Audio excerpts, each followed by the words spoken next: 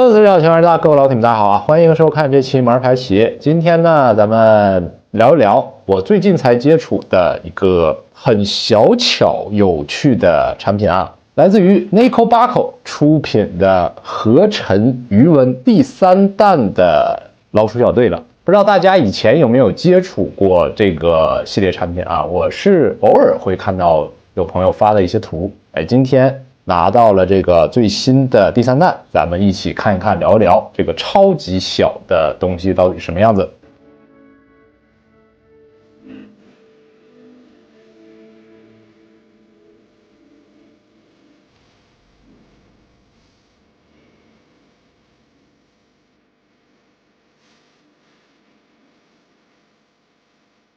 外包装部分简单看啊，一个方方正正的木头盒子，正上方呢也有这个工作室的一个 logo， 在平时不玩的时候，用这个小盒子收纳也蛮好。直接打开，内部呢有这6只小鼠以及铁质的像这种狗牌儿，耗子牌大，耗子没牌大。直观的跟大家展示一下这个产品到底有多？到底是什么样一个大小啊？我之前看图的时候，说实话没有概念。这是我饱经沧桑的大拇指，这个是小老鼠本鼠。你等会儿我没对上镜。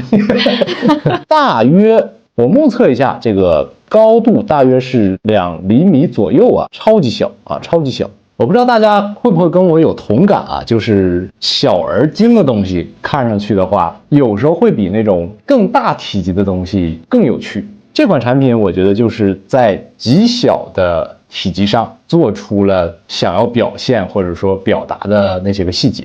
首先看一看这个樵夫小队的3个成员。第一个扶手伍迪，能看到这个老鼠双手横握着一柄消防斧，斧头的表面呢也做出了红色的涂装，有铸铁的质感，包括这个斧刃处也能看到是非常凌厉的一个效果。服饰的这个地方刻画的其实是超级精细，胸口处这2根绑带啊，你还是会有类似于布艺结构的横纹。头盔的部分甚至还做出了做旧的效果，而且并不是那种很潦草的大面积随手涂的做旧，是有把关键可能会磨损的位置加入了这种标漆的效果在，质感很好啊。你看这个小老鼠这个小牙齿，你知道我在这看你说一下，你在说一些不同的东西，不是个笔杆。这个小鼠摆到你这个手中的时候啊，你再去看它，还甚至还有很多细节可以去发现的时候，觉得这个东西很有趣啊，有意思。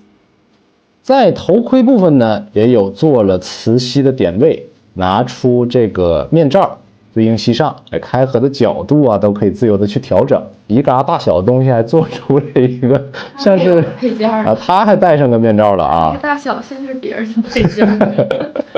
在这个脚底的位置，它也是有配备一个磁吸的结构，对应附带这个铁片圆盘，吸在上面，方便你平时去摆放还有展示啊。你看它这个脚底部分啊，磁铁内嵌到里面还做了隐藏，这一点其实在比它比例上或者说体积上大了很多的一些产品上都是没有设计出来啊。它虽然说小，但是还是要把这个磁铁包在里面的啊。第2只电锯手，相比而言的话，体积会更健壮一些啊。这个属于小笔杆，这个就是大笔杆。它的这个电锯其实是非常精细的，锯刃表面处是有锯齿的体现，而且这个锯齿还做出了拟真的长短不一的效果，嘴里还叼着一根香烟，包括这个烟头的部分啊，也做出了一些燃烧燃尽的小细节的。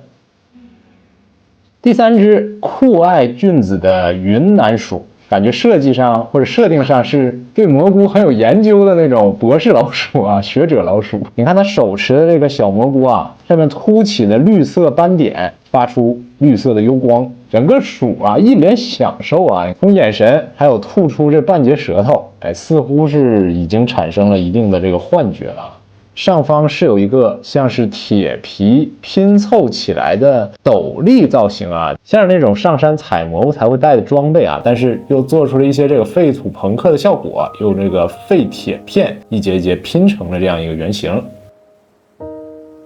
既然有探险家的小队啊，也有被蘑菇寄生的老鼠小队。首先看一下这一只，整个表情呢也是痛不欲生啊，像是被蘑菇寄生之后的那个惨状，蛮生动的啊！你看这个大眼睛像是要爆炸鼓出来，以及双手捂脸的造型，也能看到那种真菌啊，或者说菌丝遍布于全身。还有各色的蘑菇，也是不同大小啊，像这个上面这个通红的已经，那个叫什么红伞跟白杆？哎，对，蘑菇真的不能乱吃啊！你之前不是要吃剑手青？这有剑手青，长出来剑手青了。另外一只被剑手青所寄生的小老鼠啊，这个感觉病情更严重一些。后面这个蘑菇几乎已经要成一个人形啊，隐约可以看到它似乎伸出了双臂搭在老鼠的脸颊两侧。双臂吗？我还以为它骑它脖子上。哎，对，有点那个感觉的啊。上面这个蘑菇的伞啊，也是做的通红的一个设计。最值得一提的呢是这一款是采用了一个温变的方式啊，就你在手中握一会儿的话。这个蘑菇就能呈现出一种青色。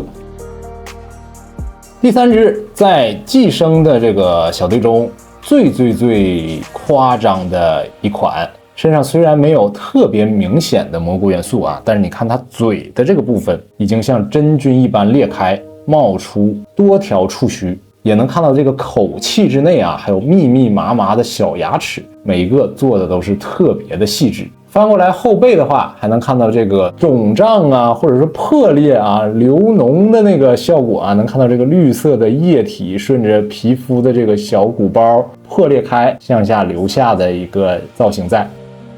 玩这个小东西的话，会让我回忆起来以前的一个有趣的事啊，就是很小的时候，就有一个同学他拿一个橡皮，很小的笔杆那么大的一块啊，雕成了一个像是小老鼠啊或者小动物的一个造型，这么厉害！哎，那个对我当时的印象就非常深刻啊！我就拿了一个完整的橡皮去跟人家换，为什么？但是他没换给我啊，我一直感觉挺遗憾的。但是人家为什么换呢？很小很精致的东西啊，你把它拿在手中或者摆到掌心的时候，再去观察它的细节，只要它做的足够细，我觉得某种体验上来讲，甚至要比那种特别巨大的东西给你带来的冲击力也好啊，或者体验感来好啊，更有起码是趣味一些。你这费眼睛。对，会有点费眼睛啊。对，这个系列产品呢，我觉得可能就是想要去，不能说探索啊，就是想要去尝试，在一个有限的空间下，能把自己的设计、自己的想法做到什么样的一个程度，涂装也好，还有开模的一些个精度也好，包括自己的一些设计也好，很有趣。甚至说不是那种可爱的老鼠啊，就是耗子类型，知道吧？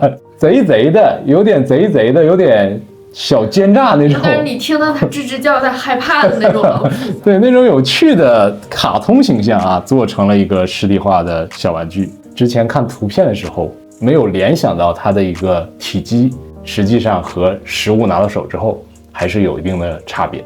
也可以去拿一些冰人的场景地台，给他们去配的话，那个地台就宽广的像一个操场一样了，更写实了，是吧？对，搭配起来的话，没准会有一个很好的效果。不过这个东西呢，因为本身很小，细节又多啊，所以一些结构还是比较脆弱的，一定要轻拿轻放吧，就不要去捏它呀，暴力的给它，不要摔到啊。也希望后续能够带来更多复杂呀、有趣的各式各样、不同种类、不同造型的小老鼠啊。我觉得这个如果说凑上一堆摆到一起的话，建一个小队也好啊，或者一个小军团也好啊，那个感觉会很壮观。然后呢，这一期呢，今天分享到这里了，喜欢的朋友们记得一键3连，我们下期再见吧，拜拜。